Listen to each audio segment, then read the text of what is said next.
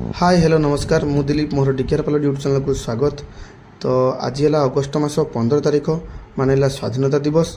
तो स्वाधीनता दिवस अवसर में आम मैंने केमी स्वाधीनता दिवस टाक पालन कलु बा आयोजन केमी कौन कलु तो आसतु देखा। तो आम आसिक पहुँच जाइलु महागाव छक पानी पाउच नापी पाई।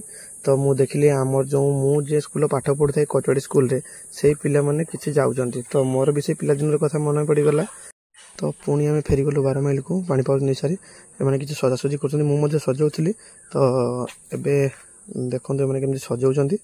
तो आमर स्कूल पिला माने जो आसबार समय हो देखो आसीगले पिला सहित अभिजित माई आसिक आम गृह पहुंची जाती कारण मुख्य अतिथि भाव में निमंत्रण कर कारण से पताका उत्तोलन करेंगे। आजिका ये रही जय जगन्नाथ पुणी देखा पार्ट 2 भिडियो रे।